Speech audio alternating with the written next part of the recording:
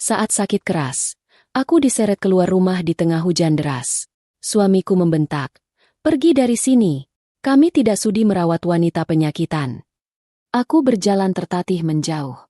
Namun, 3 jam kemudian, polisi menelepon dengan nada horor. Berita itu membuat mertuaku pingsan seketika. Sebelum ceritanya dimulai, silakan tulis di kolom komentar dari daerah mana saja teman-teman yang menonton cerita ini. Jangan lupa like dan subscribe agar channel ini bisa semakin berkembang dan bisa mempersembahkan cerita yang lebih menarik lagi. Langit-langit kamar itu tampak kusam, penuh dengan sarang laba-laba di sudutnya yang tak terjangkau. Baunya pengap, campuran antara aroma obat-obatan kadaluarsa dan lembabnya dinding yang tak pernah tersentuh matahari. Sudah 3 bulan aku terbaring di sini. Tubuhku rasanya seperti bukan milikku lagi. Berat, kaku, dan setiap kali aku mencoba menggerakkan jari, rasa lemas yang luar biasa langsung menyerang hingga ke tulang sumsum. Masih tidur aja kamu, Sari?" Suara cempreng itu memecah keheningan, lebih menyakitkan daripada sakit kepala yang sedang kuderita. Pintu kamar dihempaskan hingga menabrak dinding dengan keras. Ibu Mirna, mertuaku, berdiri di ambang pintu dengan tangan berkacak pinggang. Wajahnya yang penuh kerutan tampak semakin garang dengan riasan tebal yang tidak pada tempatnya. Matanya menatapku dengan sorot jijik, seolah aku adalah kotoran yang menempel di lantai porselen mahalnya. "Ibu!" Suaraku terdengar parau, tenggorokanku kering kerontang. "Boleh minta tolong ambilkan air? Gelasnya kosong." Ibu Mirna mendengus kasar, melangkah masuk bukan untuk mengambilkan air, melainkan untuk menarik selimut tipis yang menutupi kakiku. "Dasar manja, minta air aja harus dilayani. Kamu ini istri atau ratu? Lihat tuh dapur, berantakan. Cucian numpuk. Riko pulang kerja capek-capek. Rumah malah kayak kapal pecah gara-gara kamu malas-malasan di kasur terus." "Aku sakit, Bu, badanku lemas sekali," balasku lirih. Aku ingin menangis, tapi air mataku rasanya sudah kering. "Alasan?" bentaknya lagi. "Kamu itu bukan sakit, tapi malas. Penyakitmu itu cuma ada di kepala kamu biar kamu bisa ongkang-ongkang kaki sementara anakku banting tulang cari duit. Dasar wanita tidak tahu diuntung. Untung Riko masih mau nampung kamu. Kalau aku jadi dia, sudah kibuang kamu ke panti sosial." Kata-kata itu menusuk tajam ke ulu hati. Dulu, saat aku masih sehat dan bekerja sebagai manajer di sebuah perusahaan swasta, Ibu Mirna selalu memuji-mujiku. Menantu kesayangan ibu, katanya setiap kali aku membelikannya tas bermerek atau perhiasan emas. Tapi sejak aku sakit dan berhenti bekerja, topeng manisnya terlepas sepenuhnya. Rumah ini, yang sebenarnya dibeli dengan uang warisan orang tuaku, kini terasa seperti penjara di mana aku adalah tahanannya. Tak lama kemudian, langkah kaki berat terdengar mendekat. Riko muncul di belakang ibunya. Wajahnya tampan, tapi matanya dingin. Tidak ada lagi kehangatan yang dulu membuatku jatuh cinta padanya. Di tangannya, ia membawa segelas susu hangat yang aromanya sangat khas. "Ibu, sudahlah. Jangan marahi Sari terus," kata Riko dengan nada yang dibuat-buat lembut. Tapi aku bisa mendengar kepalsuan di sana. Ia mendekat ke ranjang, duduk di tepian kasur yang langsung melesak karena berat tubuhnya. "Sayang, minum dulu susunya. Ini obat racikan dokter. Biar kamu cepat sembuh." Aku menatap gelas itu. Susu putih kental yang selalu ia berikan setiap pagi dan malam. Anehnya, setiap kali setelah meminum susu ini, bukannya merasa segar, aku justru merasa duniaku berputar. Mataku akan terasa berat, lidahku keluh, dan aku akan tidur seperti orang mati selama berjam-jam, lalu bangun dengan kondisi linglung. "Mas, aku nggak mau minum susu itu lagi," tolakku pelan. "Setiap minum itu, kepalaku pusing. Aku mau ke dokter lain saja, Mas." Riko menghela napas panjang, seolah menghadapi anak kecil yang rewel. Tangan kanannya terulur membelai rambutku, tapi sentuhannya kasar. "Sari, kamu jangan keras kepala. Dokter ini kan spesialis terbaik yang direkomendasikan teman ibu. Harganya mahal. Loh, aku sudah susah payah beli obat mahal ini buat kamu. Minum ya, demi aku." Ibu Mirna menimpali dari belakang. "Tuh kan, Riko, istrimu ini memang tidak tahu terima kasih. Sudah dibelikan obat mahal malah nolak. Paksa saja, Riko, biar dia tahu rasa. Ayo, minum." Riko menyodorkan gelas itu ke bibirku, sedikit memaksa.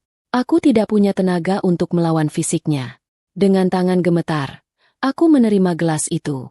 Riko menatapku lekat. Matanya tidak berkedip, seperti mengawasi mangsa yang sedang masuk perangkap. Aku meneguknya sedikit, merasakan cairan hangat itu mengalir di tenggorokan. Rasanya agak pahit di ujung lidah. Rasa yang selalu berusaha ditutupi dengan manisnya gula yang berlebihan. Habiskan, perintah Riko. Aku meminumnya sampai setengah. Lalu pura-pura terbatuk hebat. Uhuk, mual, Mas mau muntah. Jangan muntah di sini. Spraynya baru diganti. Teriak Ibu Mirna histeris. Aku memanfaatkan kepanikan itu. Aku menyambar handuk kecil yang ada di nakas, menutupi mulutku seolah menahan muntah. Padahal aku memuntahkan kembali cairan susu yang belum sempat kutelan ke dalam handuk tebal itu. Sudah minum air putih ini. Riko menyodorkan gelas air mineral. Aku minum air putih itu dengan rakus, membersihkan sisa rasa susu di mulutku. Maaf, Mas, perutku nggak enak banget, kataku sambil menyembunyikan handuk basah itu di balik bantal. Riko mengambil gelas susu yang tinggal setengah itu. Wajahnya tampak kecewa karena aku tidak menghabiskannya, tapi ia berusaha tersenyum. Ya sudah, istirahat lagi. Nanti sore kita lihat kondisimu. Kalau masih begini, terpaksa dosisnya ditambah. Kata, dosis. Itu membuat bulu kuduku meremang. Setelah Riko dan Ibu Mirna keluar kamar, aku mendengar mereka berbisik di ruang tengah. Pintu kamarku tidak tertutup rapat. Gimana, Rik? Dia minum semuanya? Tanya Ibu Mirna. Cuma setengah, Bu. Tapi tenang, itu dosisnya sudah aku naikkan 2 kali lipat dari kemarin. Setengah gelas saja cukup buat bikin dia teler sampai besok pagi. Jawab Riko santai. Jantungku berdegup kencang. Tanganku meremas spray dengan kuat. Jadi benar dugaanku. Mereka tidak sedang mengobatiku. Mereka sedang meracuniku perlahan. Pantas saja badanku semakin hari semakin hancur. Bukan penyakit medis yang menggerogotiku, melainkan obat tidur dosis tinggi atau mungkin zat kimia lain yang dicampurkan suamiku sendiri. Rasa kantuk mulai menyerang. Efek dari sedikit susu yang mungkin sempat tertelan atau terserap lidah. Tapi aku melawannya sekuat tenaga.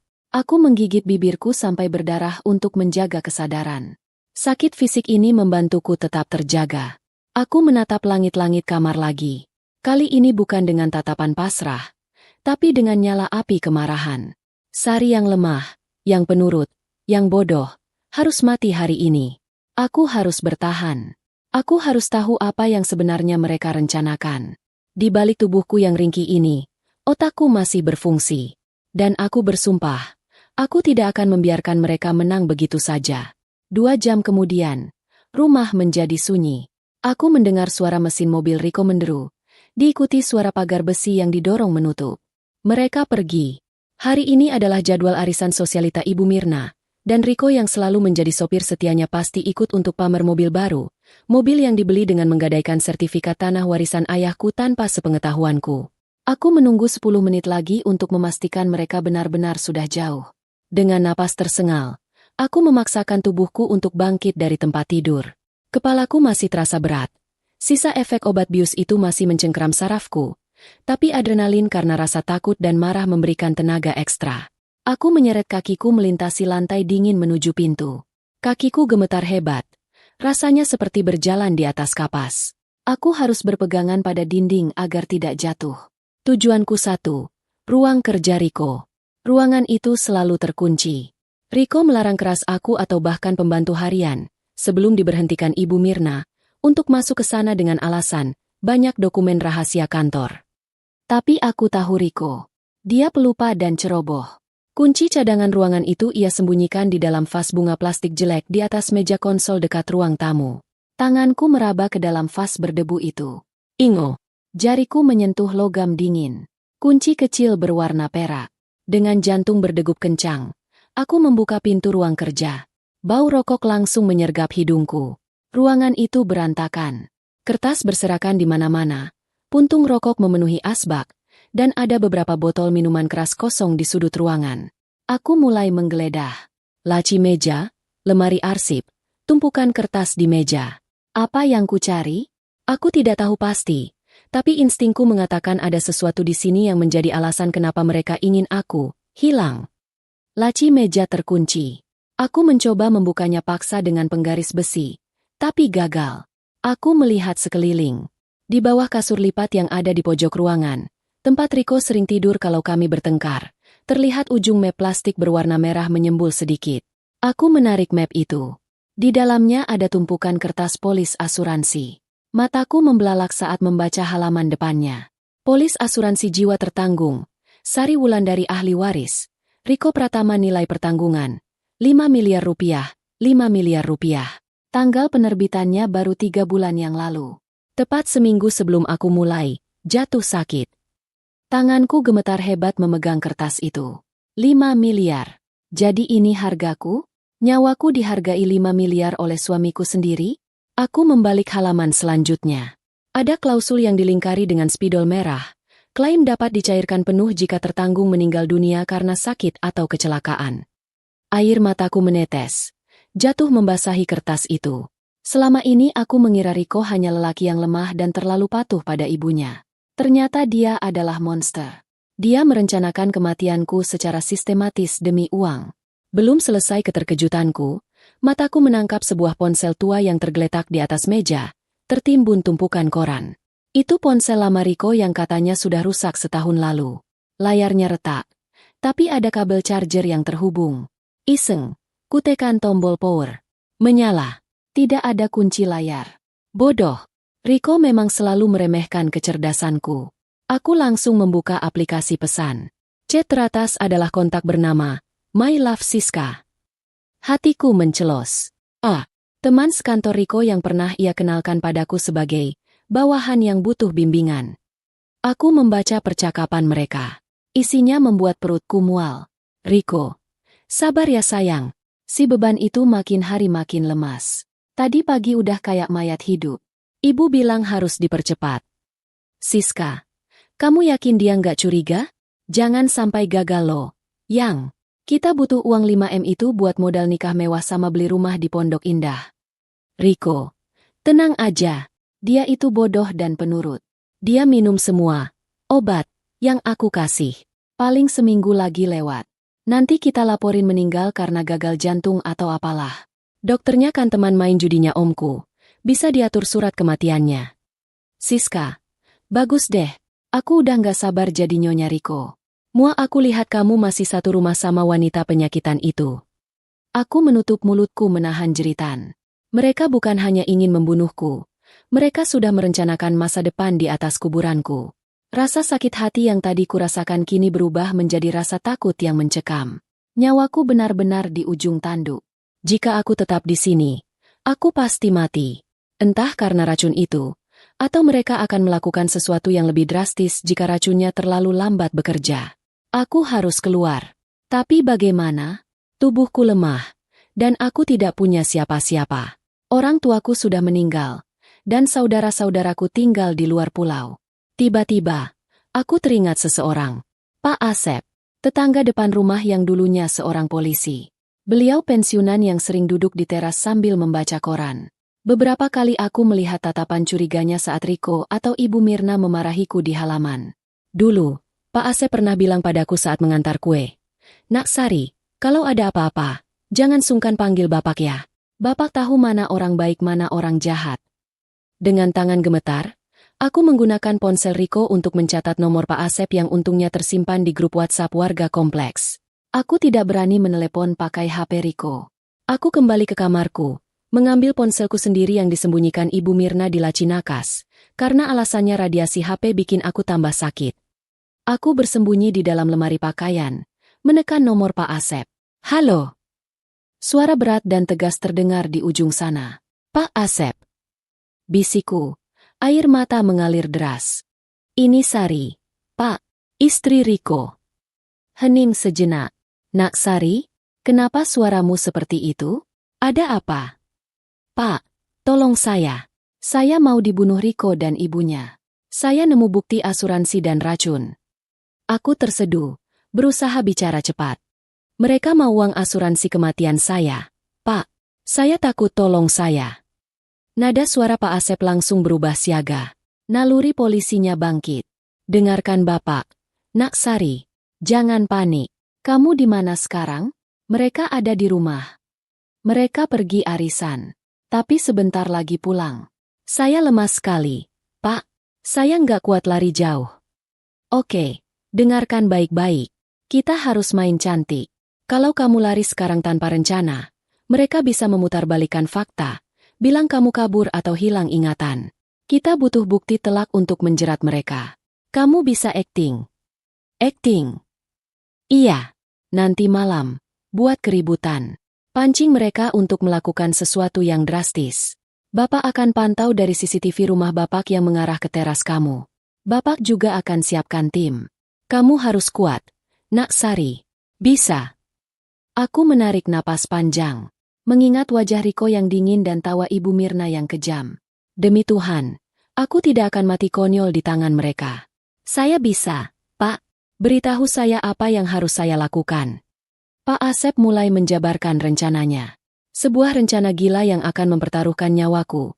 Tapi juga satu-satunya cara untuk membalas semua kekejaman ini. Saat sambungan telepon terputus, aku mendengar suara mobil Riko kembali memasuki pekarangan. Mereka sudah pulang. Permainan dimulai. Hujan turun dengan kegilaan yang tak wajar malam itu. Suara guntur menggelegar susul menyusul. Seolah langit sedang marah melihat ketidakadilan yang terjadi di bawah atap rumahku sendiri. Di dalam kamar yang lembab, aku berbaring sambil menghitung detak jantungku sendiri. Rencana Pak Asep sudah tersusun rapi di kepalaku. Namun rasa takut tetap saja merayap seperti air es di punggungku. Malam ini adalah penentuannya. Apakah aku akan selamat dan membalas dendam? Atau aku akan benar-benar mati konyol di tangan orang-orang yang seharusnya menjadi keluargaku? Jam dinding menunjukkan pukul 8 malam. Waktunya sandiwara dimulai. Aku mendengar suara denting sendok beradu dengan piring dari ruang makan. Bau masakan tumis kangkung dan ayam goreng tercium samar, membuat perutku perih karena lapar. Sudah seharian aku sengaja tidak makan apa-apa agar wajahku terlihat pucat alami dan tubuhku benar-benar lemas. Aku harus meyakinkan mereka bahwa aku sedang berada di ambang kematian. Aku menarik napas panjang, mengumpulkan sisa tenaga, lalu memulai aktingku. Aku membatukkan tenggorokanku, awalnya pelan, lalu semakin keras dan menyakitkan. Aku memaksakan diafragma perutku untuk kejang, menciptakan suara batu kering yang terdengar seperti parutan besi. Uhuk, uhuk, huek. Suaraku menggema di seluruh rumah, menembus suara hujan. Aku berguling ke tepi tempat tidur, sengaja menjatuhkan gelas air di meja nakas hingga pecah berantakan. Prang! Hening sejenak di ruang makan. Lalu terdengar langkah kaki tergesa-gesa. Pintu kamar didorong kasar. Riko dan Ibu Mirna berdiri di sana. Riko masih memegang paha ayam goreng di tangannya, sementara mulut Ibu Mirna berminyak bekas makan. Ada apa sih? Bikin kaget saja. Kamu mau ngerusakin barang-barang lagi? Bentak Ibu Mirna. Matanya melotot melihat pecahan gelas di lantai. Aku tidak menjawab. Aku melengkungkan tubuhku di lantai, pura-pura kejang. Mataku melotot ke atas, tanganku mencakar-cakar karpet, dan mulutku mengeluarkan suara mengerang yang mengerikan. Aku teringat video orang sakaratul maut yang pernah kulihat di internet, dan aku menirunya sepersis mungkin. Mas sakit panas. Rintihku dengan suara tercekik. Tolong panggil dokter. Riko tampak ragu. Ia maju selangkah, wajahnya pucat. Mungkin ada secuil rasa kemanusiaan yang tersisa, atau mungkin dia hanya takut aku mati sebelum asuransi cair. Bu, dia kenapa? Kok kejang-kejang begitu? Apa dosisnya kebanyakan? Bisik Riko panik pada ibunya. Ibu Mirna justru menatapku dengan sorot mata perhitungan yang dingin. Ia tidak terlihat panik, melainkan jijik. Ia menarik lengan Riko mundur. Jangan dekat-dekat. Lihat itu. Mulutnya berbusa. Jangan-jangan penyakitnya itu menular. Rik, penyakit kutukan. Aku sengaja meludah sedikit, membuat buih air liur di sudut bibir. Panas tolong. Menular. Riko membeo. Ketakutan mulai menguasai wajahnya yang lemah. Iya. Kamu lupa kata orang pintar yang ibu datangkan bulan lalu? Istrimu ini kena santet atau penyakit kotor. Kalau kita terus-terusan napas di ruangan yang sama-sama dia, kita bisa mati. Riko, kita bisa ketularan sialnya. Ibu Mirna mulai memanasi. Suaranya melengking tinggi mengatasi suara petir. Lihat dia. Itu bukan sakit biasa. Itu tanda-tanda pembawa sial. Aku mengerang lebih keras. Kali ini sambil mencoba merangkak mendekati kaki Riko, seolah memohon pertolongan.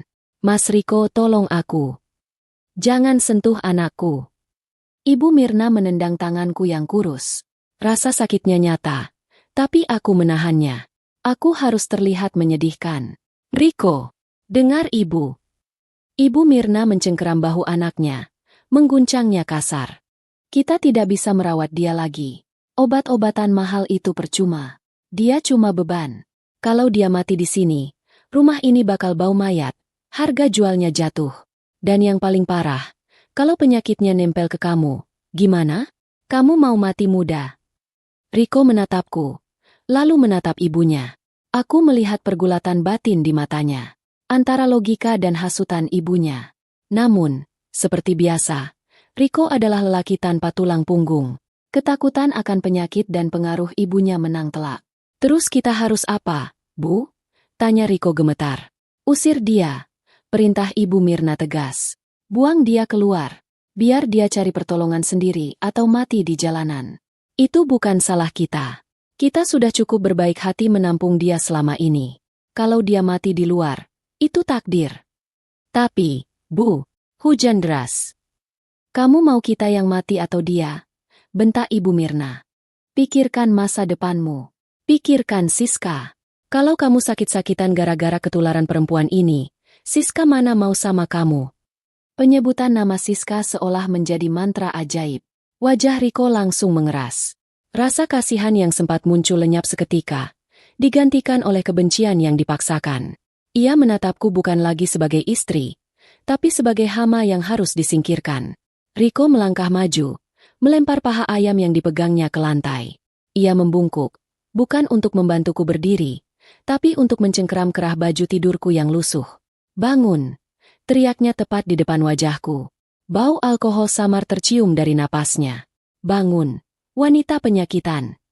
Aku pura-pura lemas, membiarkan tubuhku terkulai. Mas, apa salahku? Salahmu adalah kamu tidak tahu diri. Sudah sakit, nyusahin, sekarang mau nularin penyakit ke kami? Riko menarikku paksa. Tenaganya besar sekali. Aku terseret di lantai keramik yang dingin. Lututku terbentur kaki meja. Perih rasanya. Bawa keluar, Rik. Lewat pintu depan. Sorak Ibu Mirna. Tersenyum puas melihat pemandangan itu. Ia bahkan membukakan pintu kamar lebar-lebar. Seolah sedang mengantar sampah ke tempat pembuangan akhir. Riko menyeretku melintasi ruang tengah. Aku berusaha meronta lemah. Memegang kakinya. Mendramatisir keadaan. Jangan. Mas, di luar dingin aku takut. Bodoh amat. Riko terus menyeretku sampai ke pintu depan. Hujan deras langsung menyambut kami saat Riko membuka pintu utama. Angin kencang membawa butiran air masuk, membasahi lantai teras. Kilat menyambar, menerangi wajah Riko yang tampak seperti setan. Dia mendorong tubuhku kuat-kuat hingga aku terlempar ke halaman yang becek. Tubuhku menghantam tanah berlumpur. Dinginnya air hujan langsung menusuk hingga ke tulang. Baju tidur tipisku basah kuyup dalam hitungan detik. Aku mendongak, menatap Riko yang berdiri di ambang pintu, kering dan hangat. Di belakangnya, Ibu Mirna berdiri sambil bersedekap, tersenyum sinis. Dan saat itulah, kalimat itu keluar. Kalimat yang akan menjadi bukti kekejaman mereka. Kalimat yang kelak akan menghantui tidur mereka seumur hidup. Riko menunjuk wajahku dengan telunjuk gemetar karena amarah. Suaranya menggelegar menyaingi guntur. Pergi dari sini. Kami tidak sudi merawat wanita penyakitan. Pergi dan jangan balik lagi, tambah Ibu Mirna. Mati saja sekalian diselokan. Brak! Pintu jati tebal itu dibanting keras di depan wajahku. Suara kunci diputar 2 kali terdengar jelas, diikuti suara grendel yang dipasang. Lampu teras dimatikan, meninggalkan aku dalam kegelapan total, hanya ditemani kilatan petir dan guyuran hujan yang semakin gila. Aku berbaring di sana selama beberapa menit, membiarkan lumpur mengotori wajah dan tubuhku. Bukan karena aku tidak kuat bangun, tapi karena aku tahu di ujung tiang listrik seberang jalan, ada CCTV milik tetangga yang sedang merekam. Aku harus memastikan rekaman itu menangkap betapa menderitanya aku. Air mata yang keluar dari mataku bukan lagi air mata kesedihan, melainkan air mata kepuasan. Mereka sudah masuk perangkap. Mereka baru saja menandatangani kehancuran mereka sendiri. Malam pengusiran ini bukan akhir bagiku, Ini adalah awal dari kehancuran mereka. Hujan seolah menjadi tirai yang menyembunyikan rencanaku. Dinginnya menusuk kulit, membuat gigiku bergemeretuk tanpa perlu akting. Namun, ada api yang menyala di dadaku, menghangatkan semangatku untuk bertahan. Aku bangkit perlahan dari kubangan lumpur di halaman rumahku sendiri, rumah yang dibeli ayahku, namun kini tertutup rapat bagiku. Aku berjalan tertatih-tatih, menyeret kaki kiriku seolah-olah patah atau lumpuh. Langkahku berat, setiap gerakanku buat lambat dan menyedihkan. Aku tahu persis di mana letak kamera CCTV tetangga sebelah dan kamera pengawas pos satpam di ujung jalan. Aku pastikan wajahku yang pucat dan basah kuyup terlihat jelas di bawah sorotan lampu jalan yang temaram. Seorang istri yang sakit keras, diusir suami di tengah badai. Sempurna. Jalanan kompleks sepi. Tidak ada orang waras yang mau keluar di cuaca seburuk ini. Hanya aku, wanita, penyakitan, yang dibuang. Sekitar 100 meter dari rumah, di tikungan jalan yang gelap tertutup pohon beringin besar, sebuah mobil MPV hitam terparkir dengan mesin menyala tapi lampu dimatikan. Itu mobil Pak Asep. Aku mempercepat langkahku sedikit, menoleh ke belakang untuk memastikan tidak ada mobil Riko yang mengikuti. Neil, mereka pasti sedang sibuk membersihkan diri dari kuman di dalam rumah hangat mereka. Begitu aku sampai di samping mobil, pintu penumpang depan terbuka. Masuk, Nak Sari, cepat. Suara Pak Asep terdengar mendesak. Aku menjatuhkan diriku ke jok mobil yang empuk. Pak Asep langsung menyelimutiku dengan handuk tebal dan jaket wol. Ia menyalakan pemanas mobil ke suhu maksimal. Ya Allah, Nak, kamu menggigil parah, kata Pak Asep prihatin, melihat kondisiku yang berlumuran lumpur dan air. Ia menyerahkan termos berisi teh manis panas. Minum dulu. Aku meneguk teh itu dengan rakus. Rasa hangatnya menjalar ke seluruh tubuh, mengusir rasa beku yang sempat membuat jariku kaku. Terima kasih, Pak. Terima kasih banyak. Ucapku dengan suara bergetar. Kamu hebat. Aktingmu di teras tadi. Bapak lihat dari monitor di rumah. Benar-benar meyakinkan. Puji Pak Asep sambil menjalankan mobil perlahan menjauh dari kompleks perumahan. Tetangga pasti geger besok pagi lihat rekaman CCTV itu. Mereka ngapain sekarang, Pak? Tanyaku. Mataku menatap tajam ke arah dashboard mobil Pak Asep yang dipenuhi peralatan canggih. Ternyata, Pak Asep bukan sekadar pensiunan polisi biasa. Dia punya insting reserse yang tidak pernah mati. Pak Asep menunjuk sebuah tablet yang terpasang di dashboard. Di layarnya, terlihat tampilan ruang tengah rumahku. Rupanya, saat aku menelepon tadi siang, Pak Asep menyuruhku menyelipkan kamera pengintai mini seukuran kancing, yang ia lempar lewat pagar samping, ke dalam vas bunga di ruang tamu saat aku mengambil kunci ruang kerja.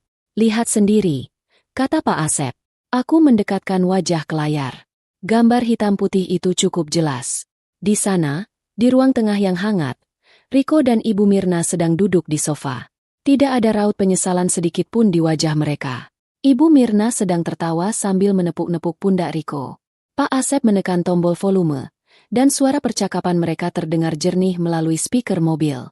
Akhirnya lega juga rumah ini, Bu. Baunya jadi hilang. Suara Riko terdengar, disusul suara seruputan kopi. Makanya, kamu itu harus tegas jadi laki-laki. Lihat kan? Gampang kok ngusir dia.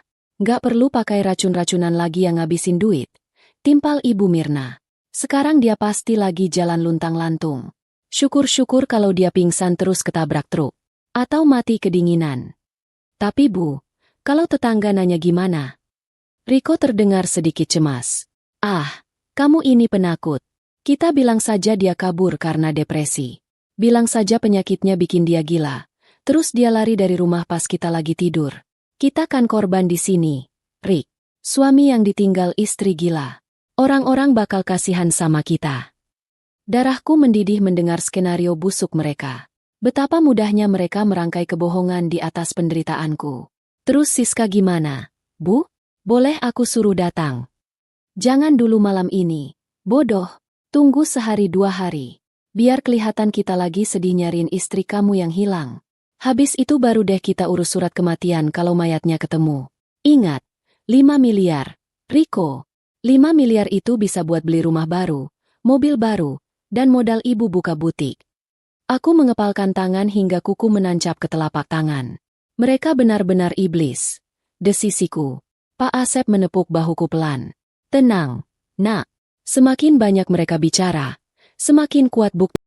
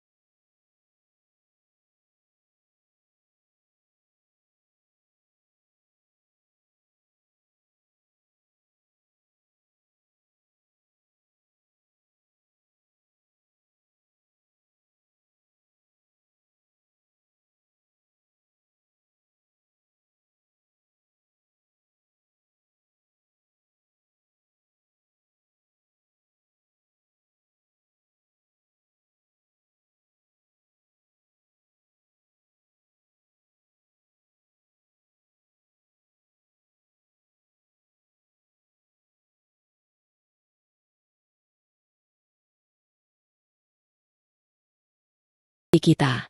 Rekaman ini sudah tersimpan otomatis di cloud. Mereka tidak akan bisa mengelak. Mobil terus melaju membelah hujan. Kami menuju rumah aman, sebuah villa kecil milik kerabat Pak Asep di pinggiran kota yang jarang dikunjungi. Di sana, tim Pak Asep, yang terdiri dari 2 orang polisi aktif yang merupakan mantan anak buahnya, sudah menunggu untuk menyusun langkah selanjutnya. Sekarang, kita masuk ke tahap kedua, kata Pak Asep sambil memutar setir. Kita biarkan mereka merasa menang malam ini. Biarkan mereka tidur nyenyak, memimpikan uang 5 miliar itu. Besok pagi, kita mulai terornya. Teror apa, Pak? Tanyaku. Pak Asep tersenyum tipis. Senyum penuh arti seorang pemburu yang sudah menyudutkan mangsanya. Kita akan membuat skenario penemuan mayat. Kita akan lihat seberapa jago mereka berakting sedih saat polisi menelepon nanti. Aku mengangguk, menyandarkan kepala ke kaca jendela. Bayangan wajah Riko dan Ibu Mirna yang tertawa di layar tablet tadi masih menari-nari di pelupuk mataku. Nikmatilah tawa itu malam ini, suamiku, mertuaku. Karena sebentar lagi, tawa itu akan berubah menjadi jeritan keputusasaan di balik jeruji besi. Malam semakin larut, dan mobil Pak Asep melaju semakin kencang, membawa hantu yang siap menuntut balas. Jam dinding di villa persembunyian menunjukkan pukul 3 dini hari. Hujan di luar sudah reda, menyisakan gerimis halus dan kabut tebal yang menyelimuti kaca jendela. Namun, di dalam ruangan kecil yang difungsikan sebagai pusat komando ini, udara terasa panas oleh ketegangan. Aku duduk di kursi rotan dengan selimut tebal membungkus tubuhku yang baru saja mandi air hangat. Di tanganku, segelas jahe panas mengepul, tapi aku tak berniat meminumnya.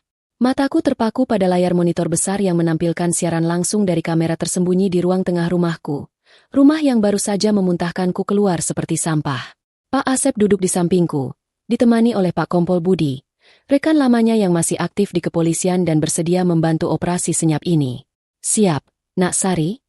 Tanya Pak Budi dengan suara beratnya. Di tangannya tergenggam sebuah ponsel tua yang sudah diseting agar nomornya tidak terlacak. Aku mengangguk pelan, menahan napas. Siap, Pak. Di layar monitor, ruang tengah rumahku gelap gulita. Hanya ada cahaya samar dari lampu jalan yang menembus gorden. Sini. Riko dan Ibu Mirna pasti sedang tidur nyenyak di kamar mereka masing-masing. Mungkin sedang bermimpi indah tentang bagaimana mereka akan menghabiskan uang asuransi nyawaku. Pikiran itu membuat rasa mual kembali naik ke tenggorokanku. Betapa tenang tidurnya para pembunuh ini. Pak Budi menekan tombol panggil. Loudspeaker diaktifkan. Ut. Nada sambung telepon rumah berbunyi nyaring di keheningan villa. Di layar monitor, aku tidak bisa melihat reaksi mereka karena kamera hanya ada di ruang tengah. Tapi aku bisa membayangkan telepon nirkabel di nakas samping tempat tidur Riko berdering memecah kesunyian malam. Ut. Dering keempat. Belum ada jawaban. Mungkin mereka tidur mati karena kecapean merayakan kemenangan. Sindir Pak Asep pelan. Klik. Suara kresek terdengar. Lalu suara serak dan berat khas orang bangun tidur menyapa. Itu Riko. Halo? Siapa nih jam segini telepon orang? Gumam Riko dengan nada kesal. Pak Budi langsung mengubah nada bicaranya. Tegas, dingin, dan berwibawa. Sangat mengintimidasi. Selamat malam. Apa benar ini kediaman Bapak Riko Pratama? Hening sejenak di seberang sana. Rasa kantuk Riko sepertinya hilang seketika mendengar nada resmi itu. Iya, benar. Saya sendiri. Ini siapa ya? Saya Inspektur 2 Budi Santoso dari Polsek setempat. Mohon maaf mengganggu istirahat Bapak. Ada hal mendesak yang perlu kami sampaikan. Jantungku berdegup kencang seirama dengan detak jarum jam. Aku meremas pegangan kursi. Inilah saatnya. Polisi. Suara Riko terdengar panik. Terdengar suara kasur berderit. Tanda ia bangun dari posisinya. Ada apa ya, Pak? Saya nggak bikin masalah apa-apa. Bapak Riko, apakah benar istri Bapak, Ibu Sari Wulandari, tidak berada di rumah saat ini? Riko terdiam. Aku bisa membayangkan otaknya yang lamban sedang berputar keras mencari alasan. Iya, Pak. Istri saya, Tadi malam dia kabur dari rumah. Dia sakit jiwa. Pak, depresi berat. Saya sudah coba tahan tapi dia ngamuk dan lari. Kebohongan itu meluncur begitu mulus dari mulutnya. Sakit jiwa? Aku ingin berteriak memaki layar monitor itu. Tapi Pak Asep menahan lenganku, memberiku isyarat untuk tetap tenang. Baik, Pak Riko. Informasi itu sesuai dengan dugaan kami. Lanjut Pak Budi dengan nada datar yang mengerikan. Begini, Pak. 1 jam yang lalu, warga menemukan sesosok tubuh perempuan di tepi sungai Ciliwung, sekitar 5 km dari kompleks perumahan Bapak. Tubuh. Suara Riko tercekat. Benar, kondisinya cukup mengenaskan. Tersangkut di akar pohon bakau. Berdasarkan ciri-ciri fisik dan kartu identitas yang masih terselip di saku celana piyama korban, dugaan kuat mengarah pada istri Bapak. Hening yang panjang. Di layar monitor. Tiba-tiba lampu ruang tengah menyala. Ibu Mirna keluar dari kamarnya dengan daster batik. Wajahnya tampak bingung bercampur waspada.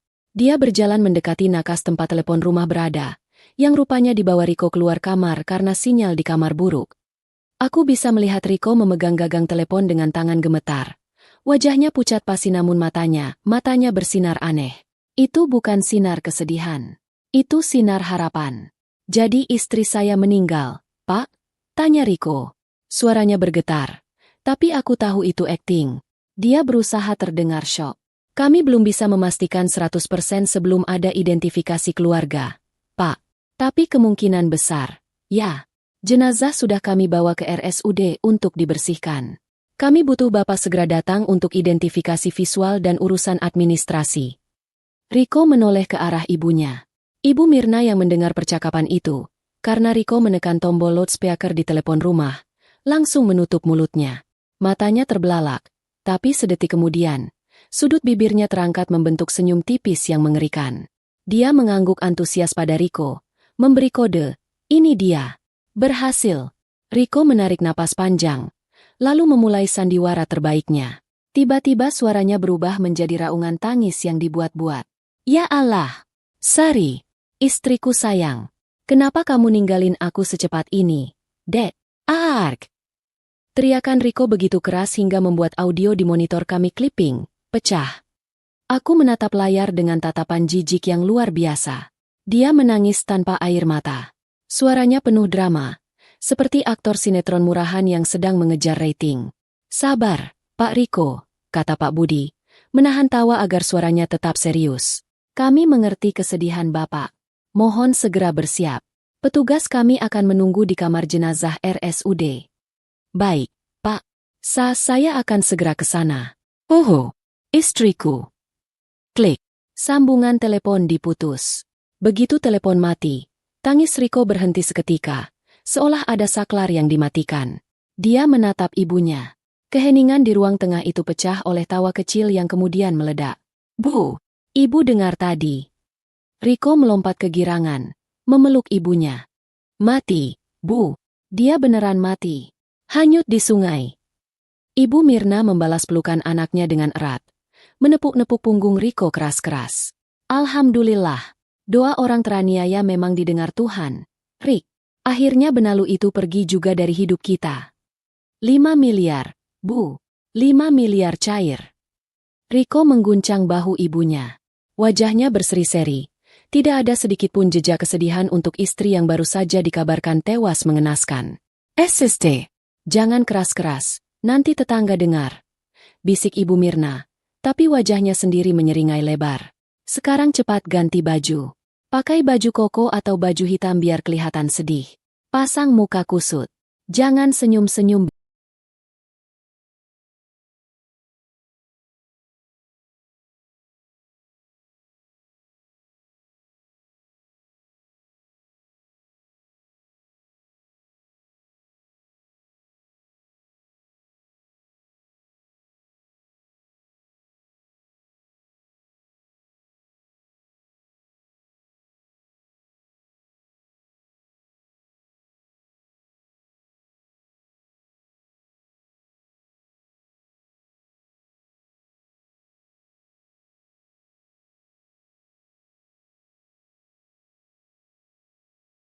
Gitu.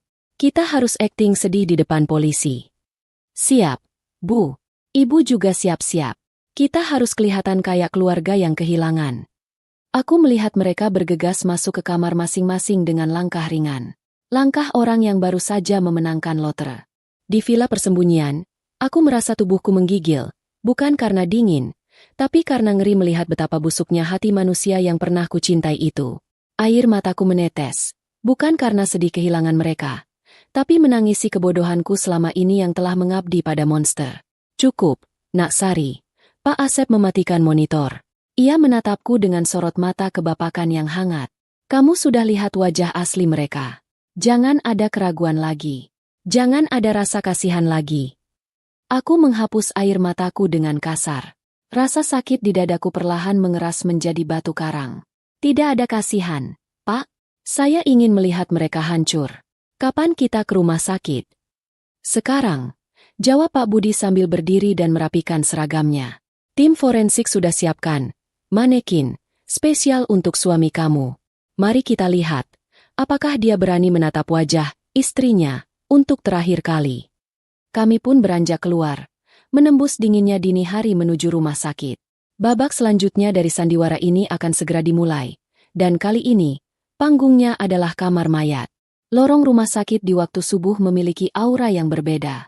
Dingin, sunyi, dan berbau antiseptik yang menyengat.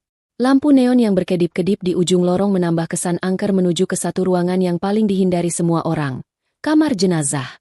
Aku, Pak Asep, dan beberapa anggota tim bersembunyi di ruang pemantauan CCTV rumah sakit.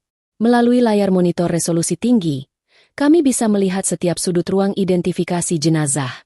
Di tengah ruangan berlapis ubin putih itu, ada satu brankar besi. Di atasnya terbaring sesosok bentuk manusia yang tertutup kain putih dari ujung kaki hingga ujung kepala. Itu bukan mayat sungguhan, tentu saja. Itu adalah properti pelatihan medis, sebuah manekin realistis yang sudah didandani sedemikian rupa dengan riasan efek khusus agar terlihat seperti korban tenggelam yang sudah bengkak. Pakaian yang dikenakan manekin itu adalah piyama tidurku yang sama persis dengan yang kupakai semalam. Piyama cadangan yang memang kusimpan di rumah Pak Asep. Pintu kamar jenazah terbuka. Petugas jaga, yang juga sudah menjadi bagian dari rencana kami, mengantar dua orang masuk. Riko dan Ibu Mirna. Mereka datang dengan kostum berduka yang sempurna. Riko mengenakan baju koko hitam dan peci, matanya merah, mungkin digosok bawang atau obat tetes mata, dan jalannya sengaja dibungkukan seolah menanggung beban berat. Ibu Mirna mengenakan kerudung hitam panjang, memegang tasbih, dan sesekali menyeka ujung matanya dengan tisu. "Silakan, Pak," kata petugas itu datar. "Ini jenazah yang ditemukan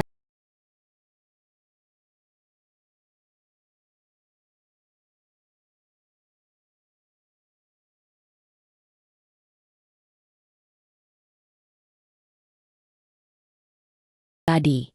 Riko berhenti sekitar 2 meter dari meja mayat. Ia tampak ragu. Bau formalin dan dinginnya ruangan mungkin membuatnya gentar. Atau mungkin, jauh di lubuk hatinya, ia takut dihantui. Apakah harus dibuka, Pak?" tanya Riko gemetar. "Prosedurnya begitu, Pak. Bapak harus memastikan secara visual bahwa ini benar istri Bapak, Ibu Sari Wulandari. Untuk keperluan surat kematian," jawab petugas tegas. Ibu Mirna menyikut lengan Riko pelan. "Aku bisa melihat gerakan bibirnya berbisik. Cepat selesaikan. Jangan lama-lama di sini." Riko menelan ludah, lalu melangkah maju dengan enggan. Petugas itu perlahan menyingkap kain putih di bagian wajah. Apa yang terlihat di sana adalah wajah yang bengkak, pucat kebiruan, dengan rambut basah yang menutupi sebagian muka. Riasan efek khusus itu membuatnya sulit dikenali secara detail. Tapi sekilas postur dan rambutnya memang mirip denganku. Riko hanya melihat sekilas, tidak sampai 2 detik, lalu langsung memalingkan wajahnya dengan ekspresi jijik dan ngeri. Dia bahkan tidak mencoba mengamati tahi lalat atau ciri khusus lainnya. Baginya, itu hanyalah onggokan daging yang menghalangi pencairan uangnya. "Iya, itu Sari. Itu istri saya," seru Riko cepat, menutup matanya dengan lengan. "Saya kenal piyamanya. Itu baju tidurnya. Nggak salah lagi, Pak. Itu istri saya." "Bapak yakin? Tidak mau melihat lebih teliti?" Kondisi wajah memang agak rusak karena benturan batu di sungai. Pancing petugas itu. "Nggak perlu, Pak. Saya suami. Saya tahu istri saya. Tolong tutup lagi. Saya nggak tega lihatnya." Riko berakting histeris lagi. Kali ini ia memeluk Ibu Mirna. "Oh Ibu. Sari kasihan banget kondisinya." "Sudah, Pak Polisi. Tolong mengerti perasaan anak saya." Ibu Mirna mengambil alih. Suaranya melengking. Dia syok berat lihat istrinya begitu. "Tolong segera urus surat-suratnya. Kami mau segera bawa pulang jenazahnya untuk dimakamkan dengan layak. Kasihan arwahnya kalau lama-lama di sini." Di ruang pemantauan, Pak Asep menggelengkan kepala. "Lihat itu. Tidak ada setitik pun rasa ingin tahu. Kalau suami yang benar-benar cinta, dia pasti akan mengecek setiap inci, memastikan itu bukan istrinya. Tapi Riko, dia malah berharap itu benar-benar kamu. Sekarang, jebakan utamanya," gumam Pak Budi. Di dalam kamar jenazah, seorang dokter forensik, dokter asli yang bekerja sama dengan polisi, masuk membawa papan jalan. "Selamat pagi, Pak Riko, Bu Mirna. Saya Dokter Herman. Saya turut berduka cita," ucap dokter itu tenang. "Berdasarkan prosedur standar untuk penemuan jenazah di sungai yang tidak wajar, dan mengingat adanya laporan lisan tetangga tentang keributan sebelum korban hilang, kami dari pihak rumah sakit dan kepolisian menyarankan untuk dilakukan autopsi." Kata autopsi membuat Ibu Mirna menegang. Matanya yang tadi sendu mendadak tajam. "Autopsi?" tanya Riko bingung. "Ya, bedah mayat untuk mengetahui penyebab pasti kematian. Apakah murni tenggelam, atau ada sebab lain seperti kekerasan tumpul, atau keracunan?" Jelas dokter itu sengaja menekan kata keracunan. Wajah Riko pucat pasi. Ia menoleh panik ke arah ibunya. Mereka tahu persis, jika tubuh Sari diautopsi, jejak racun yang mereka berikan selama berbulan-bulan akan ketahuan. Mereka mengira jenazah di depan mereka adalah Sari asli yang mati karena kombinasi racun dan kedinginan. Mereka tidak boleh membiarkan dokter membedah tubuh itu. "Tidak!" teriak Ibu Mirna spontan. Suaranya menggema di ruangan keramik itu. "Enak saja. Menantu saya sudah menderita semasa hidupnya. Masa matinya mau diacak-acak juga? Saya tidak setuju." "Tapi Bu, ini prosedur untuk..." "Persetan dengan prosedur," potong Ibu Mirna garang. Sifat aslinya yang dominan keluar, melupakan akting sedihnya sejenak. "Dalam agama kami, jenazah harus segera dikuburkan. Membedah mayat itu menyiksa. Kalian tidak punya hati nurani ya? Saya mertuanya. Saya yang paling sayang sama dia. Saya tidak izinkan tubuh Sari disentuh pisau bedah." Riko buru-buru menimpali, mendukung ibunya. Iya, Dok, benar kata ibu. Tolonglah. Kami cuma ingin dia tenang. Kami tidak akan menuntut siapa-siapa kok. Kami ikhlas. Ini murni kecelakaan. Sari memang linglung. Dia terpeleset. Nggak perlu autopsi-autopsian. Tolong hargai duka kami. Dokter Herman menatap mereka dengan pandangan menyelidik di balik kacamatanya. Jadi bapak dan ibu menolak autopsi dan menyatakan menerima kematian ini sebagai kecelakaan murni tanpa tuntutan hukum. Iya, sangat menerima. Jawab Riko cepat. Terlalu cepat. Mana suratnya? Saya tanda tangan sekarang. Surat penolakan autopsi dan surat permohonan penerbitan akta kematian. Mana? Dokter Herman menyodorkan sebuah formulir. Silakan tanda tangan di sini, Pak. Dengan ini, Bapak menyatakan bahwa identitas jenazah adalah benar Sari Wulandari, dan Bapak menolak tindakan medis lanjutan. Tanpa membaca isinya, tangan Riko menyambar pulpen dan membubuhkan tanda tangan di atas materai. Goresan tintanya tegas, tanda tangan seorang pria yang merasa baru saja memenangkan kebebasan dan kekayaan. Sudah. Riko menyerahkan papan jalan itu kembali. Kapan surat kematiannya keluar? Asuransi, maksud saya. Pemakaman harus segera disiapkan. Dia hampir keceplosan. Kata, asuransi, itu menggantung di udara, membuat petugas dan dokter saling berpandangan. Surat kematian akan kami proses secepatnya. Pak, silakan Bapak urus administrasi di depan. Jenazah akan kami siapkan untuk dibawa mobil ambulans, kata dokter datar. Riko dan Ibu Mirna menghela napas lega yang panjang. Mereka saling berangkulan, berjalan keluar dari kamar mayat dengan langkah yang jauh lebih ringan daripada saat mereka masuk. Beres, Bu. Bisik Riko saat mereka mendekati pintu keluar. Suaranya tertangkap mikrofon ruangan. Dokter Bego. Gampang banget dikibulin. SSTT, tunggu sampai di mobil. Desis Ibu Mirna. Pintu tertutup di belakang mereka. Di ruang pemantauan, aku bersandar lemas di kursi. Melihat Riko menandatangani surat itu rasanya seperti melihat dia menandatangani vonis kematianku sendiri. Dia benar-benar tidak peduli. Dia bahkan tidak sadar bahwa jenazah itu palsu. Ketamakan telah membutakan matanya sepenuhnya. Kita sudah dapat konfirmasi identifikasi palsu dan penolakan autopsi, kata Pak Budi sambil mengetik sesuatu di ponselnya. Ini bukti kuat bahwa mereka ingin menutupi jejak medis pada tubuh korban. Ditambah rekaman percakapan, asuransi. Tadi, jeratnya sudah terpasang kuat. Apa selanjutnya? Tanyaku, suaraku parau. Selanjutnya, biarkan mereka bersenang-senang sebentar. Jawab Pak Asep dingin. Biarkan mereka menguburkan peti mati, kosong atau berisi batang pisang itu. Biarkan mereka merasa aman sampai 7 hari. Biarkan mereka mengurus klaim asuransi itu sampai ke kantor pusat. Aku menatap layar monitor yang kini hanya menampilkan manekin kaku yang tertutup kain. Dan saat mereka merasa sudah menggenggam uang itu, saat itulah, hantu, Sari akan datang menjemput mereka, pungkas Pak Asep. Rasa dingin di hatiku perlahan berubah menjadi api pembalasan yang membara. Aku akan menunggu. Seminggu lagi. Hanya seminggu lagi untuk melihat kehancuran total Riko dan keluarganya. Seminggu sudah berlalu sejak kematianku. Bagi kebanyakan orang, 7 hari adalah masa berkabung, masa di mana air mata masih basah di pipi dan doa-doa dilantunkan setiap malam. Namun, bagi penghuni rumah nomor 45 di Jalan Anggrek, 7 hari hanyalah formalitas membosankan yang harus dilalui sebelum pesta yang sesungguhnya dimulai. Aku duduk di ruang pemantauan markas kepolisian sektor setempat. Ya, kami sudah pindah dari villa persembunyian ke ruang operasional polisi agar koordinasi lebih mudah.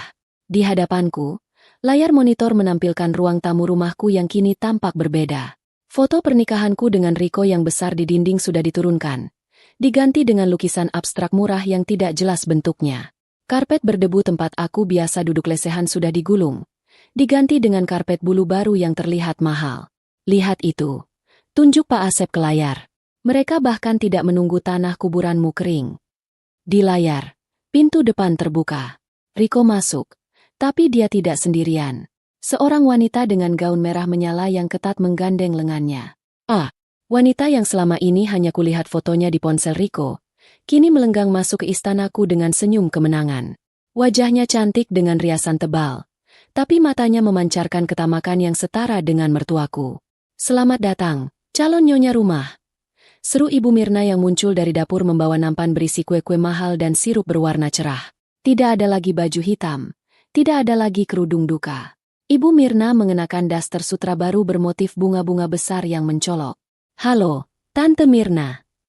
Siska memeluk mertuaku, mantan mertuaku, dengan akrab, seolah mereka adalah ibu dan anak kandung yang terpisah lama.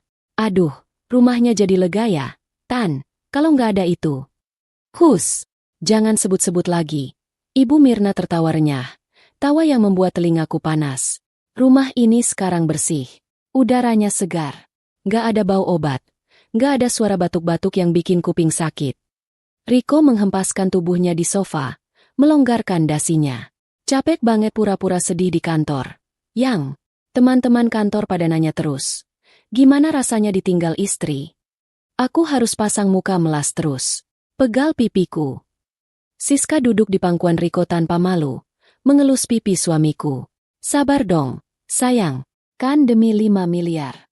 Ngomong-ngomong, klaimnya gimana? Udah cair belum? Besok jadwal pencairannya. Jawab Riko dengan mata berbinar. Tadi orang asuransi nelepon. Katanya berkas sudah lengkap. Surat kematian, surat keterangan dokter, surat polisi, semuanya beres.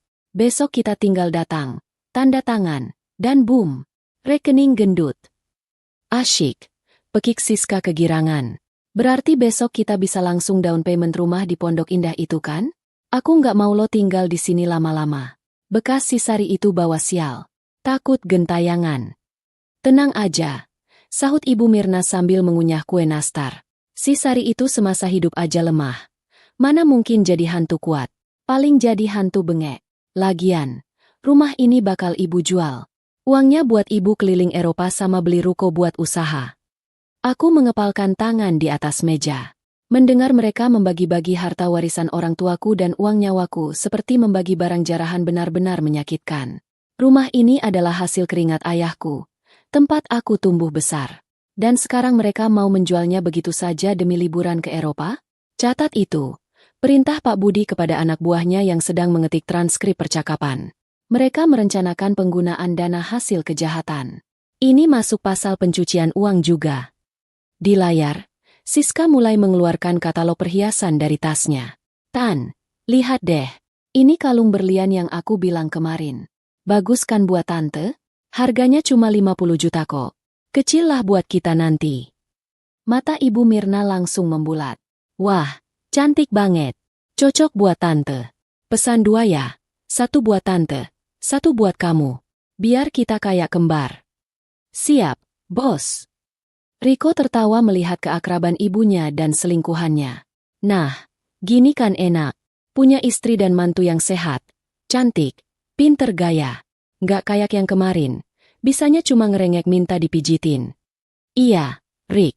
Ibu juga nyesel kenapa dulu ngerestuin kamu sama Sari. Cuma modal warisan rumah doang. Tapi orangnya penyakitan. Untung kamu pinter, Rik. Ide kamu buat ngeracunin pelan-pelan itu jenius. Nggak ada yang curiga kan? Jantungku berhenti berdetak sesaat. Pengakuan itu. Pengakuan yang kami tunggu-tunggu secara eksplisit. Jelas nggak ada. Riko menyombongkan diri, mengambil rokok dan menyalakannya. Dokter bego itu ngiranya Sari sakit autoimun atau apalah. Padahal tiap hari aku campurin arsenik dosis rendah sama obat tidur di susunya. Rapi, bersih. Tak terdeteksi. Dan puncaknya kemarin, pas kita usir dia. Hujan-hujan, sakit, stres ya matilah. Sempurna. Bisik Pak Asep di sampingku. Itu dia. Pengakuan langsung tentang pemberian racun arsenik. Kita sudah punya hasil lab dari sampel rambutmu yang membuktikan adanya residu racun itu. Dan sekarang kita punya pengakuan pelakunya. Kasus ini sudah terkunci rapat. Aku menatap Riko di layar dengan tatapan kosong. Dulu, bibir itu yang mengucapkan janji suci pernikahan. Dulu, tangan yang memegang rokok itu yang memasangkan cincin di jariku. Ternyata, bibir itu juga yang merencanakan pembunuhan. Dan tangan itu yang menabur racun di minumanku setiap malam. Rasa cinta yang tersisa, jika memang masih ada, kini hangus tak bersisa. Tergantikan oleh rasa jijik yang mendalam. Sari, panggil Pak Asep lembut. Kamu baik-baik saja? Sangat baik, Pak. Jawabku dingin. Saya hanya sedang menikmati pemandangan tikus-tikus yang sedang menari sebelum perangkap tertutup. Di layar, mereka mulai merencanakan syukuran kecil-kecilan malam ini. Rico memesan makanan mahal lewat ojek online, sushi, steak, dan wine, yang entah sejak kapan mereka simpan. Mereka bersulang di atas penderitaanku. Untuk masa depan yang cerah tanpa sari, seru Rico mengangkat gelasnya. Untuk kekayaan kita, timpal Ibu Mirna dan Siska. Ing, ing. Suara gelas berdenting. Tawa mereka meledak. Aku memalingkan wajah dari layar. Tidak sanggup lagi melihat kebahagiaan di atas mayatku itu. Tapi aku tersenyum. Silakan tertawa sepuasnya malam ini. Rico, Ibu Mirna, Siska. Karena besok, di kantor asuransi, aku yang akan tertawa paling akhir. Besok jam berapa jadwal mereka ke kantor asuransi? Tanyaku pada Pak Budi. Jam 10 pagi. Tim kami sudah siap di sana menyamar jadi staf dan security.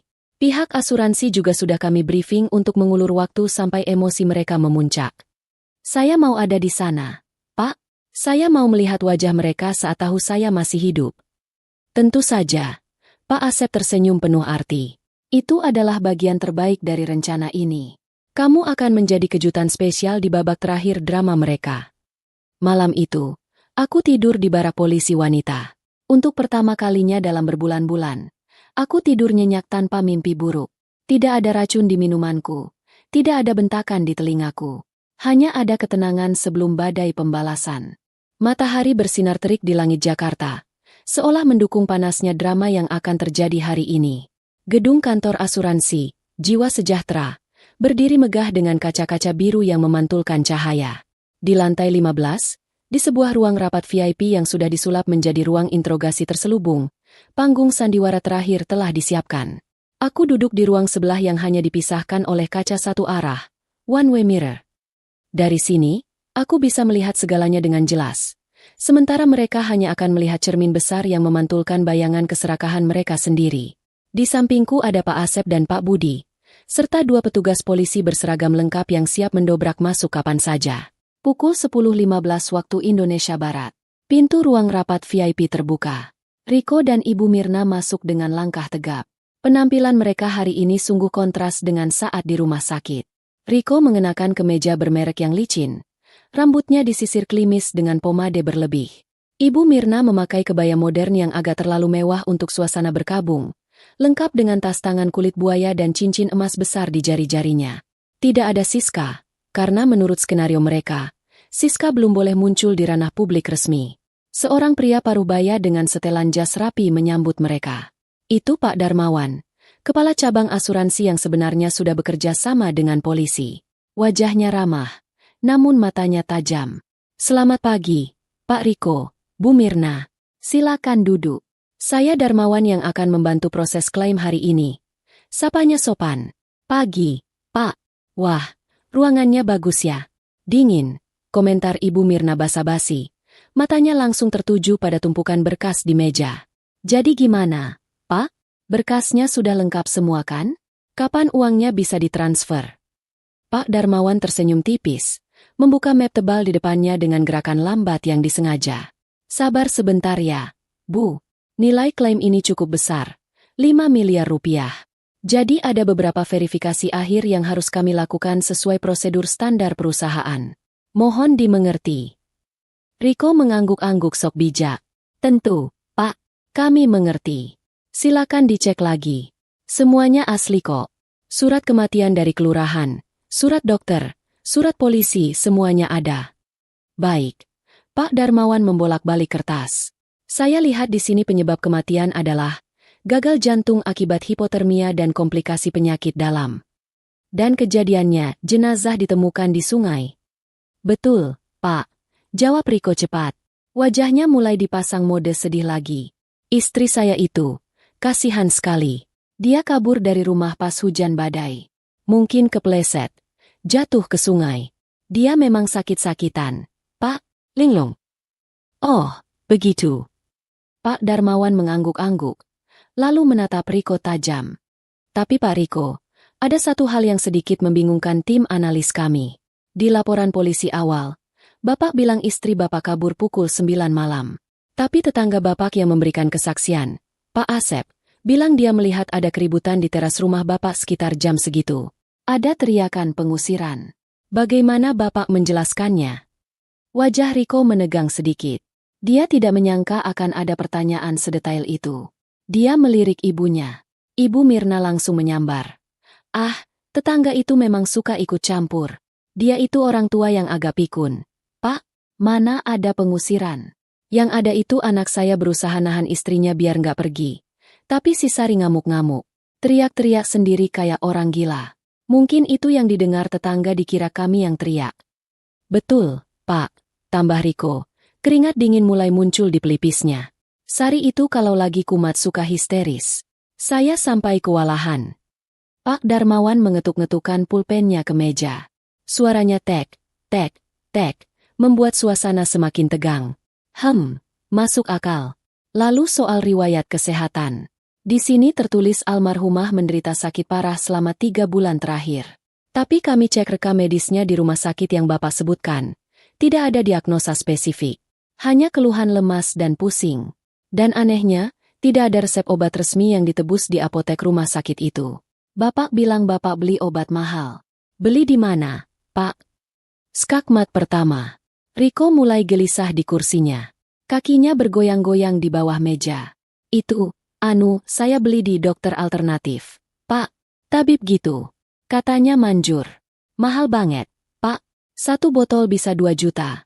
Jawab Riko tergagap. Tabib. Pak Darmawan mengangkat alis. Untuk asuransi jiwa senilai 5 miliar.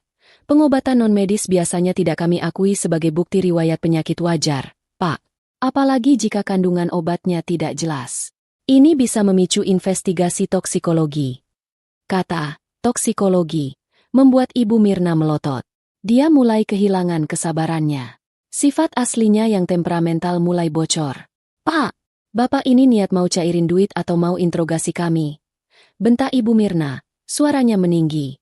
Dia menggebrak meja pelan. Anak saya sudah jelasin. Menantu saya sakit. Diobatin segala cara, terus mati kecelakaan. Apa hubungannya sama obat tabib?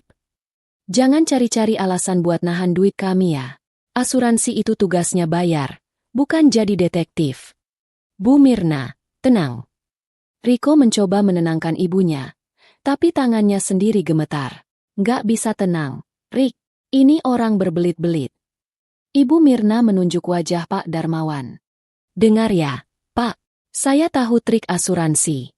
Kalian cuma mau ngulur waktu biar nggak bayarkan. Pokoknya saya nggak mau tahu. Hari ini juga uang itu harus cair. Kalau nggak, saya viralkan perusahaan ini. Saya tuntut kalian.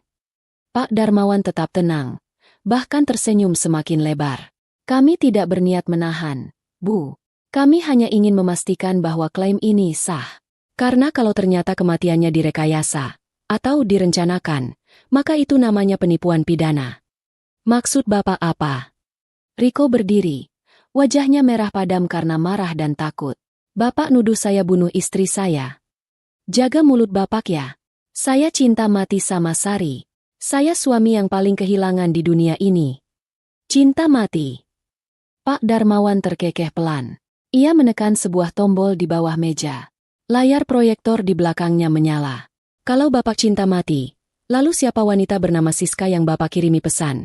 Akhirnya si beban mati juga. Besok kita kaya raya, tepat 1 jam setelah Bapak mengidentifikasi jenazah. Mata Riko terbelalak. Wajahnya pucat pasi seputih kertas. Mulutnya menganga tapi tidak ada suara yang keluar.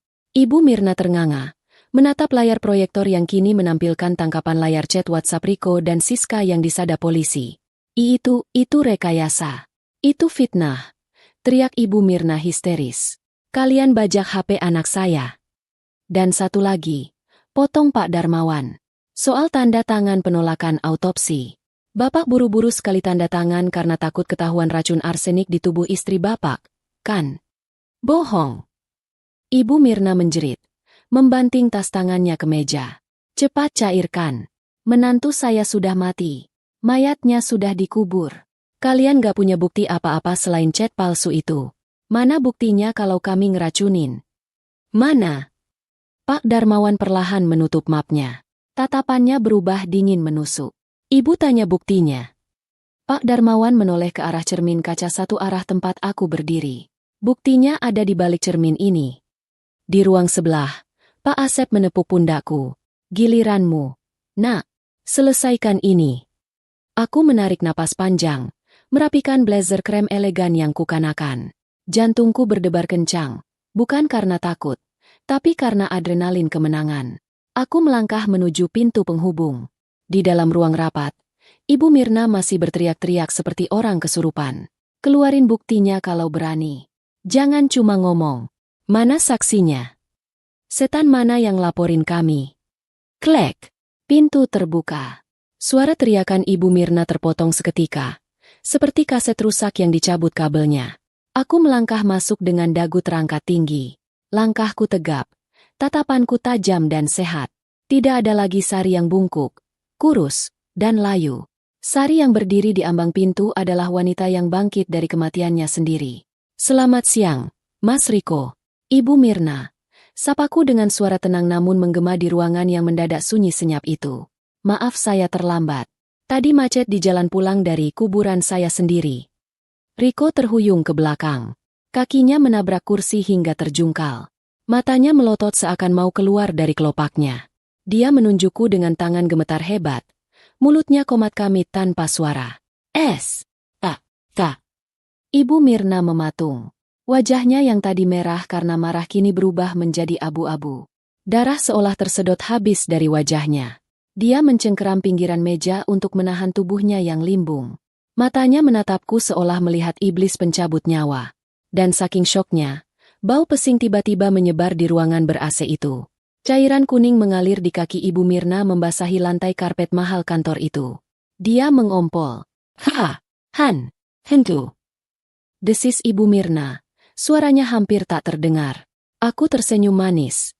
Senyum paling mengerikan yang pernah kuberikan pada mereka. Mas, katanya aku sakit parah dan menular? Kok aku sehat-sehat saja sekarang? Aku melangkah mendekat pelan-pelan, menikmati setiap detik ketakutan di mata mereka. Ternyata racun yang kamu kasih di susu itu kurang dosis ya? Atau, Tuhan memang belum mengizinkan aku mati sebelum melihat kalian hancur? Enggak mungkin. Riko akhirnya bersuara. Suaranya pecah seperti anak kecil yang ketakutan. Kamu sudah mati, aku lihat mayatmu, aku kubur kamu. Yang kamu kubur itu cuma batang pisang dibungkus kain kafan. Mas, jawabku dingin. Sayang sekali ya, 5 miliarnya melayang. Tapi jangan khawatir, kalian akan dapat gantinya kok. Bukan uang, tapi baju oranye dan kamar jeruji besi gratis. Seumur hidup. Detik berikutnya, pintu utama didobrak. Pak Budi dan timnya masuk dengan senjata di tangan. Jangan bergerak. Kepolisian. Suasana di ruang rapat VIP itu berubah mencekam dalam sekejap mata. Aroma parfum mahal yang semula mendominasi ruangan kini bercampur dengan bau pesing yang menyengat dari arah Ibu Mirna. Mertuaku, wanita yang selama ini selalu memandangku dengan dagu terangkat dan tatapan merendahkan, kini merosot di lantai seperti onggokan kain basah. Kakinya lemas, matanya kosong menatapku, seolah otaknya menolak memproses kenyataan bahwa aku, Sari, berdiri tegak di hadapannya dalam keadaan hidup. Angkat tangan. Letakkan tangan di atas kepala. Bentak Pak Budi, mengarahkan laras pistolnya ke arah Riko yang masih terkapar di lantai karena kaget. 2 petugas polisi berseragam lengkap langsung merangsek masuk, memutar tubuh Riko dengan kasar dan menekan wajahnya ke karpet tebal. Suara klik dari borgol besi yang mengunci pergelangan tangan Riko terdengar seperti musik terindah di telingaku. Sakit, Pak. Lepasin. Ini salah paham. Riko meronta. Wajahnya menempel di lantai. Debu karpet menempel di pipinya yang basah oleh keringat dingin. Sari, tolong aku. Bilang sama mereka ini cuma salah paham. Sayang, kamu masih hidup. Aku bersyukur banget kamu masih hidup. Aku tertawa. Tawa yang kering, tanpa emosi. Betapa menyedihkannya laki-laki ini. Baru 1 menit yang lalu dia menandatangani surat kematianku dengan wajah berseri-seri demi uang 5 miliar. Dan sekarang dia mencoba memainkan kartu, suami yang bersyukur? Aku melangkah mendekati Riko yang sedang ditahan oleh polisi. Ujung sepatu hak tinggiku berhenti tepat di depan hidungnya. Aku menunduk, menatap matanya yang kini dipenuhi ketakutan. Bersyukur, Mas? Tanyaku pelan tapi tajam. Bersyukur karena aku hidup, atau panik karena uang 5 miliarmu melayang? Dek, sumpah, Mas nggak tahu apa-apa. Mas pikir kamu beneran meninggal. Mas sedih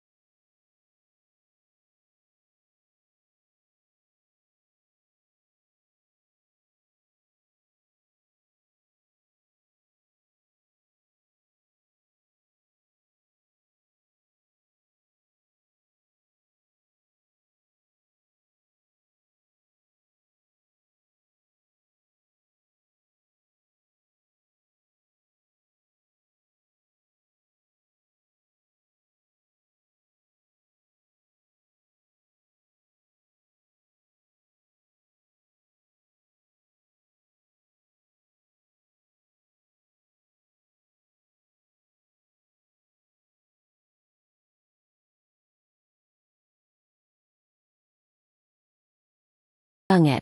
Dek, Mas cuma korban keadaan. Riko mulai menangis. Tapi kali ini air matanya adalah air mata buaya yang ketakutan akan penjara, bukan karena cinta. Korban. Aku menggelengkan kepala. Mas, aku dengar semuanya. Aku dengar saat kamu bilang ke ibu kalau dosis racunnya sudah kamu tambah. Aku dengar saat kamu bilang ke Siska kalau aku, beban, yang harus disingkirkan. Aku nonton kalian pesta pora di rumahku semalam lewat kamera tersembunyi. Masih mau ngelak jadi korban. Wajah Riko pucat pasi mendengar kata, kamera tersembunyi. Harapan terakhirnya untuk berbohong hancur seketika. Sementara itu, Ibu Mirna masih duduk di pojok ruangan, gemetar hebat. Seorang polwan mencoba membantunya berdiri, tapi dia menepis kasar. Enggak, ini enggak mungkin. Ibu Mirna mulai meracau. Dia itu hantu. Dia pasti hantu. Sari sudah mati. Saya lihat sendiri mayatnya di rumah sakit. Kalian semua ditipu setan. Pak Asep yang berdiri di sampingku melangkah maju. Ia mengeluarkan sebuah plastik klip berisi beberapa helai rambut. Bu Mirna. Suara Pak Asep tenang namun berwibawa. Mayat yang ibu lihat di rumah sakit itu manekin medis. Tapi racun yang ada di tubuh Sari, itu asli. Ini adalah sampel rambut Sari yang kami ambil minggu lalu sebelum dia kabur. Hasil lab forensik menyatakan positif mengandung arsenik dalam dosis mematikan yang diakumulasi selama 3 bulan. Dan kami punya rekaman suara Riko yang mengakui membeli racun itu. Ibu Mirna ternganga. Logikanya hancur. Dia menatap Riko dengan tatapan menyalahkan. Naluri bertahan hidupnya muncul. Sifat aslinya sebagai pengecut dan manipulator ulung keluar sepenuhnya. Ini semua salah Riko, teriak Ibu Mirna tiba-tiba, menunjuk anaknya sendiri dengan jari gemetar. Pak polisi, saya nggak tahu apa-apa. Riko yang rencanain semuanya. Dia yang beli racun. Dia yang nyampur ke susu. Saya cuma ibu tua yang nggak tahu apa-apa. Saya dipaksa ikut skenario dia. Tangkap dia saja. Jangan saya. Riko yang sedang ditahan di lantai mendongak tak percaya. Ibu. Kok ibu tega? Ibu yang nyuruh aku bunuh Sari. Ibu yang bilang Sari bawa sial. Ibu yang mau uang asuransi buat beli ruko. Bohong. Anak durhaka, kamu nuduh orang tua. Ibu yang racunin pikiran aku. Aku dan Pak Darmawan, sang kepala cabang asuransi, hanya bisa menggelengkan kepala melihat drama saling tuduh antara ibu dan anak ini. Ikatan darah dan kesetiaan yang mereka pamerkan selama ini ternyata serapuh kertas basah begitu dihadapkan pada ancaman penjara. Mereka saling mencabik satu sama lain demi menyelamatkan diri sendiri. Sudah, cukup dramanya, potong Pak Budi tegas. Kalian berdua punya peran masing-masing dalam percobaan pembunuhan berencana dan penipuan asuransi. Hakim yang akan memutuskan siapa yang lebih jahat. Sekarang, bawa mereka. Namun, sebelum mereka diseret keluar, pintu ruangan kembali terbuka. Permisi, Pak. Ada satu lagi yang kami amankan di lobi bawah. Lapor seorang petugas. 2 orang polisi masuk menyeret seorang wanita bergaun merah yang tampak histeris. Dia meronta-ronta. Make up tebalnya luntur karena air mata. Dan satu sepatunya entah hilang di mana. Lepasin. Saya nggak tahu apa-apa. Saya cuma disuruh datang buat merayakan, jerit Siska. Begitu dia melihat Riko diborgol dan aku berdiri tegak di sana, jeritannya terhenti. Matanya membelalak melihatku. Mbak Sari, cicitnya. Halo, Siska. Sapaku ramah. Terima kasih sudah mau jadi, Nyonya Riko, selama seminggu ini. Sayang sekali, Pondok Indah, yang kalian impikan harus diganti dengan Pondok Bambu. Nikmati waktu kalian bertiga di sel ya. Kalian kan kompak banget. Siska lemas seketika. Dia tahu tamat sudah riwayatnya. Riko, Ibu Mirna, dan Siska, 3 orang yang bersekongkol menghancurkan hidupku, kini terkumpul dalam satu ruangan dengan tangan terborgol. Pemandangan ini jauh lebih memuaskan daripada uang 5 miliar manapun. Rasa sakit, lemas, dan penderitaan yang kurasakan selama 3 bulan diracun, terbayar lunas melihat kehancuran total di wajah mereka. Bawa mereka ke kantor. Perintah Pak Budi. Saat Riko digiring melewatiku, dia sempat berhenti sejenak. Matanya menatapku dengan sorot memohon yang terakhir. Sari, rumah itu. Rumah itu masih atas namaku kan? Tolong jangan ambil semuanya. Bahkan di saat seperti ini, dia masih memikirkan harta. Aku menatapnya dingin. Mas, kamu lupa? Rumah itu warisan orang tuaku. Dan dengan bukti percobaan pembunuhan ini, gugatan ceraiku akan membuatmu kehilangan hak atas sepeser pun harta Gonogini. Kamu keluar dari hidupku seperti saat kamu menyeretku keluar rumah malam itu, tanpa membawa apa-apa selain baju yang melekat di badan. Riko menunduk, bahunya merosot. Harapan terakhirnya padam. Dia berjalan gontai mengikuti polisi, meninggalkan jejak penyesalan yang sudah terlambat. Aku menghela napas panjang, merasakan beban berat di pundakku terangkat sepenuhnya. Pak Asep menepuk bahuku pelan. Hebat, nak. Kamu wanita yang kuat. Terima kasih, Pak Asep. Kalau bukan karena Bapak, mungkin saya sudah jadi nama di batu nisan hari ini. Jawabku tulus. Kebenaran akan selalu menemukan jalannya. Nak, sekarang, giliranmu untuk hidup bahagia. Proses hukum berjalan lebih cepat dari yang kubayangkan. Berkat bukti-bukti telak yang dikumpulkan Pak Asep dan tim kepolisian, rekaman CCTV, rekaman suara sadapan, hasil lab rambut, hingga dokumen palsu asuransi, Riko dan Ibu Mirna tidak bisa berkutik di pengadilan. Sidang putusan mereka menjadi berita hangat di media lokal. Judul utamanya, Istri Bangkit dari Kubur, Bongkar Sindikat Pembunuhan Suami dan Mertua Demi Asuransi 5 Miliar. Di ruang sidang yang penuh sesak, aku duduk di kursi saksi dengan tenang. Aku melihat Riko dan Ibu Mirna duduk di kursi pesakitan mengenakan rompi oranye. Wajah mereka kurus dan kusam. Tidak ada lagi kesombongan di wajah Ibu Mirna. Rambutnya yang dulu disasak tinggi kini beruban dan berantakan. Riko tampak lebih tua 10 tahun. Tatapannya kosong. Hakim mengetuk palu dengan keras, membacakan vonis yang membuat seluruh ruangan hening. Terdakwa 1,